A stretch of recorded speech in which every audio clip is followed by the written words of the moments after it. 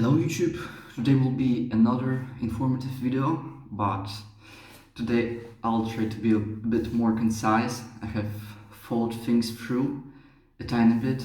Maybe I don't have a real script, but I have already, trained to tell what I want to tell today in my head before. So anyway, the title of the video will be "Why are you keep getting hurt in the gym? Case 1." And so something that I will tell today and in later installments will be based mainly on my experience and just the opinion of on the topic. So something that I will tell today. What is that? Anyway, so what I will tell today, I'm not presenting opinion of someone else, of an influencer who I deem, has the biggest authority for me. Just for the most part, purely based on my own experience and yeah. So the case that we will talk about, the reason why some of you and why I partly kept getting hurt in the gym is the case of doing every set to failure, no matter what. And so, why do people do this and why I did this in particular?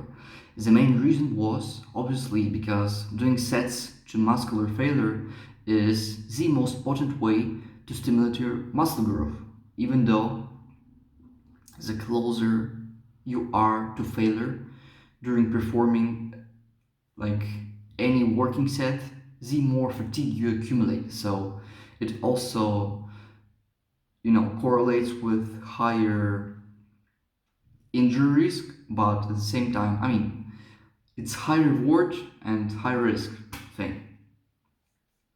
And so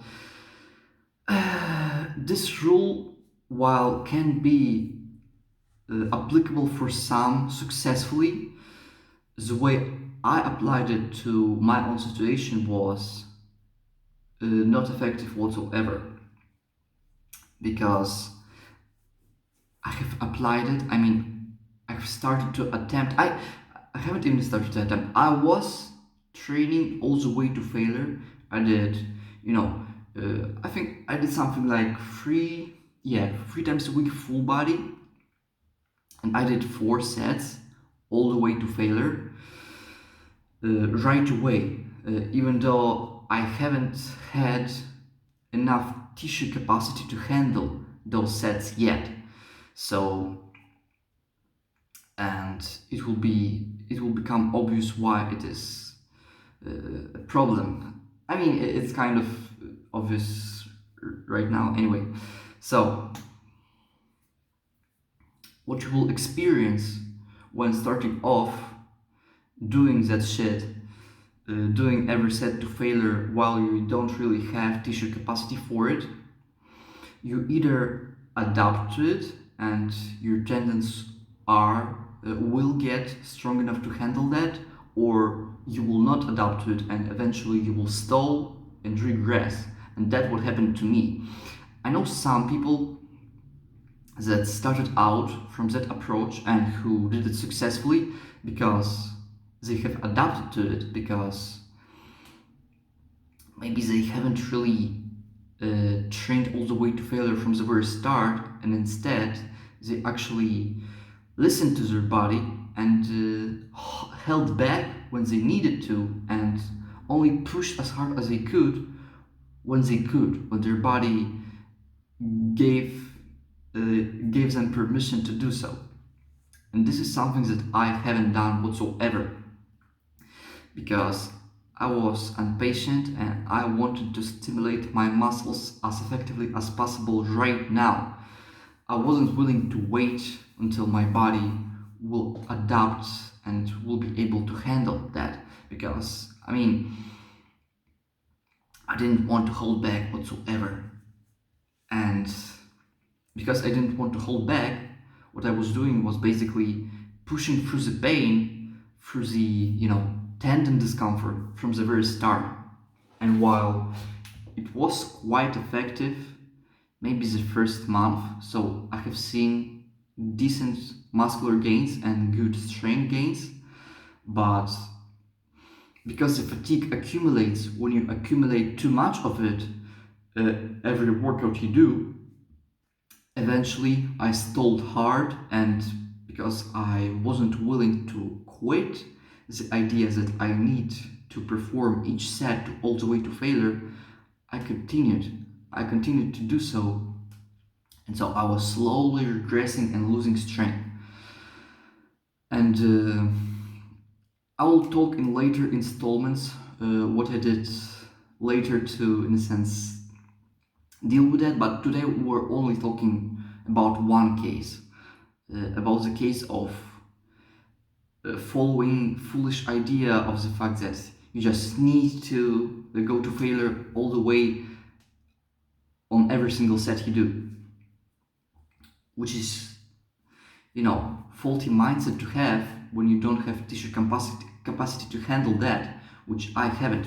And the only way to build tissue capacity is to hold back at times when your body asks. So when your body complains, when you feel that your body says to you, hey, you're doing something wrong. You're either doing too much or you're either doing too hard, So when your body complains, you should listen to it and hold back, so as to actually give a chance to it to even get stronger and adapt. Because if you're doing too much right away and you're not giving it enough rest, so what I did, I only gave it 48 hours to recover, even though I was killing myself in the gym, and that wasn't enough whatsoever. So my body didn't adapt. I mean, my muscles did, but because my tissues didn't have enough strength to handle those hard sets, they were continuously degrading in strength. And you see the irony, because I wanted the results fast and I wanted to get as good of results as possible, I ended up being unable to train my muscles effectively very soon. Because the thing is,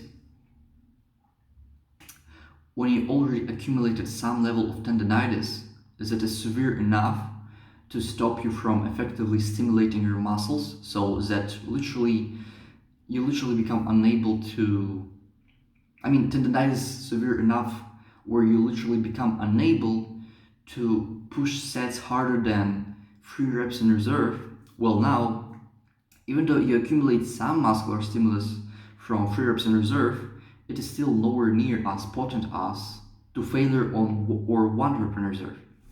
You see? And so, the more severe your tendonitis is, the less potent the stimulus you're accumulating from training is, considering that you're listening to your body and actually allowing your tendons to recuperate and get stronger. But if you don't, you'll just, the tendons will keep getting stronger, keep getting weaker, and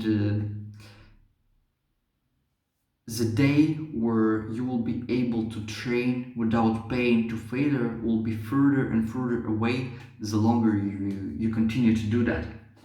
And this is what happened to me. I struggled with that for long years, like at least for 2.5 years, maybe for 3. I don't know, because I had also, I did change my mindset occasionally, but once I gained ability to push hard with only a tiny bit of pain, again, I overdid it again. And so I was basically making the same mistake again and again, until I realized that this is not the way to go. This is not the approach that I could apply to consistently progress and make my muscles bigger. And it shows. I don't really have results to show for. The thing I have, however, is had a lot of experience of getting hurt in the gym. Like, for reference, ankle, knee, hip, shoulder, lower back, elbow, wrist. All those joints, all those connective tissues that are close to those joints, I had issues with all of them. Some of them more severe than others, like the most severe ones are the shoulder and the wrist. The less severe ones are the knee and the ankle and the hip also. But all of them, I did experience some sort of tendonitis, some sort of nagging pain, or even some snapping injury. Snapping injury? Wait. Nah, it was only in my hamstring, the snapping injury, and it wasn't that severe. Yeah, snapping injury only in my hamstring. So for the most part, it was only overuse injury issue. So I had it all. The only injury I didn't have, the only body part I didn't injure is my neck. And I guess that's good because usually neck injuries are fucking lethal. And I don't want to die. I'm not going to injure my neck. Never. I don't want to do that. And I hope I will not get injured. I will not injure my body ever again because I already did it more than enough to gain enough knowledge how not to get injured and to just to have enough wisdom just to instinctively tell when I'm in the danger zone and just to stop when I have to. So to conclude this video, what I did to basically, quit that issue of always going to failure no matter how your body feels, all I did was, some people say the approach some people take is they keep certain amount of reps in reserve, like 1 to 2, and they always keep the same amount of reps in reserve no matter how their body feels. And while it is much safer approach compared to going to failure all the way always, like, it is still, I would say it's not complete whatsoever, because there would be times where you would need to hold back more than that. You would need to hold back more than 1 to 2 reps in reserve, and there would be even more times where you can push harder than that and benefit from that. So, and this is the best way to tell whether or not you should push all the way or hold back, and how much should you hold back and how often should you push yourself all the way.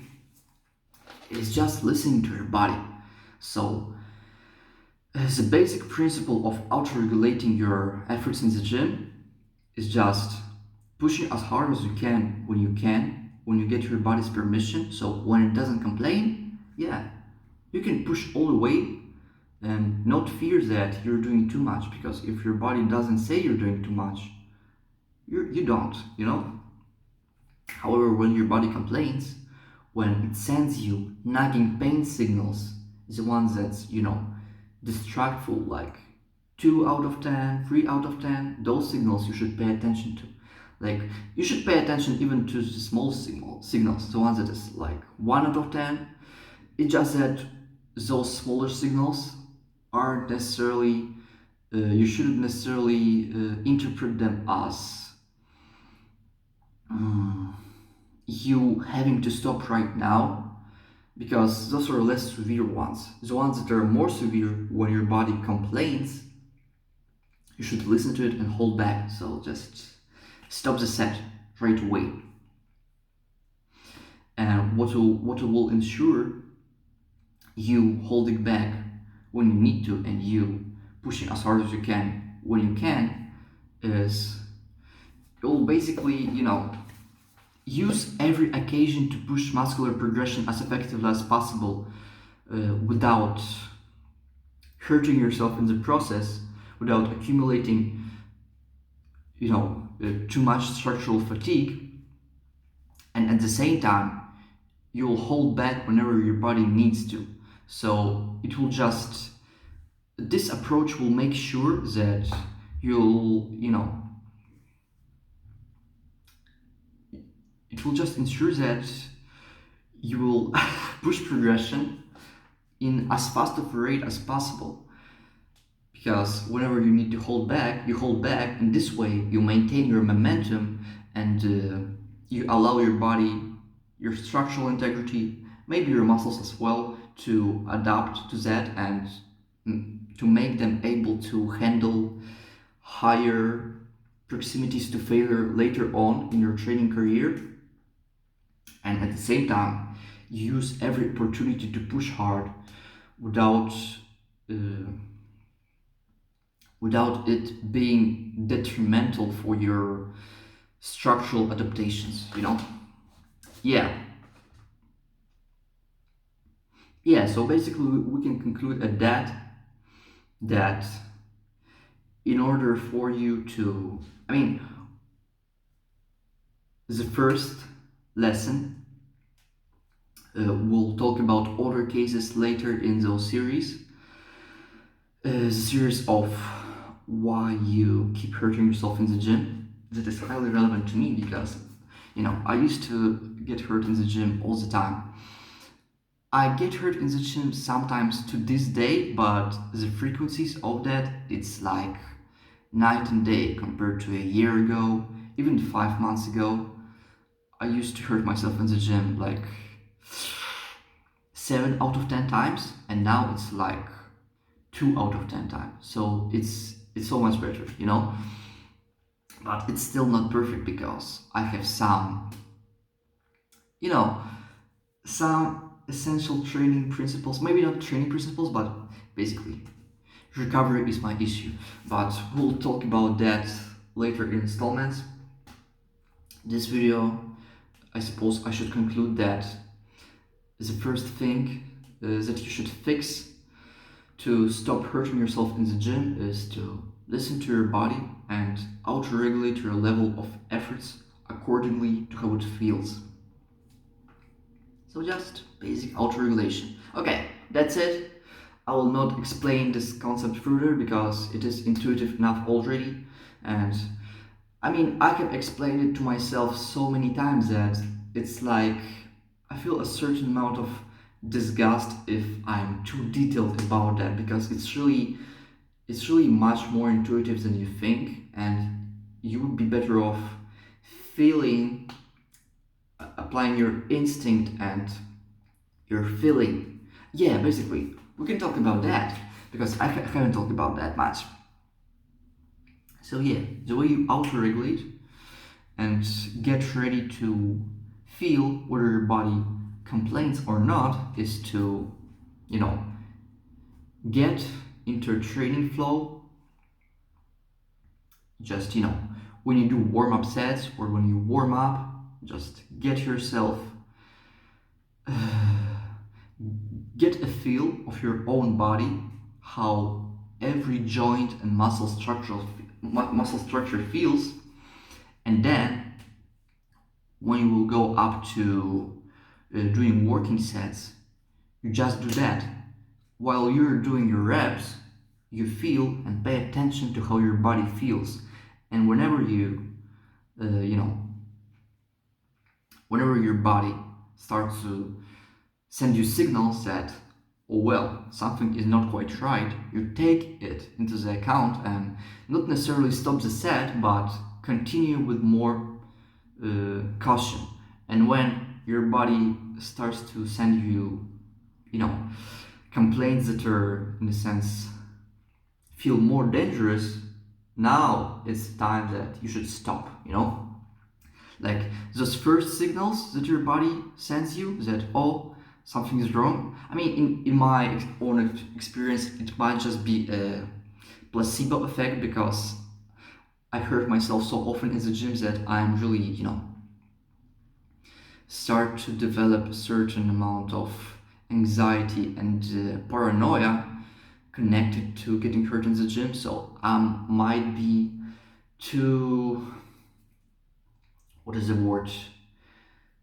Like I might feel it too much. So I just have to take into account that not every signal of my body that might seem like it complaining is complaining indeed.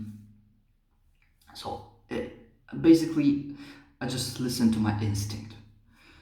I don't necessarily listen to every signal of my body, but I listen to my instinct. And whenever my instinct tells that, oh, that signals that your body just sent you, that is more relevant than the others. And this is how I basically take a decision whether or not I should stop a set or not. So when my instinct tells me that you should stop, I stop. And the way I listen to my instinct, I just imagine that I have more wisdom than I in reality have. So when I train, I try to be the best version of myself and not necessarily the versions that I am right now. So this way, my level of wisdom and the quality of my auto regulation is higher than it might usually be. Yeah, that's enough clarity. I think I don't have to explain further than that. Okay, later on I'll talk about different cases. So, stay tuned, motherfucker. Who watched that? This is just for my own entertainment. Damn. If I want to one day become a certified coach that is good in what he's doing, I better be accumulating, wait, what? Yeah, my talkative skills aren't great, but this is exactly why I am doing those things to basically teach myself how to talk about things that are the most relevant in my life, which is training. Okay, we should stop right away. Okay, bye.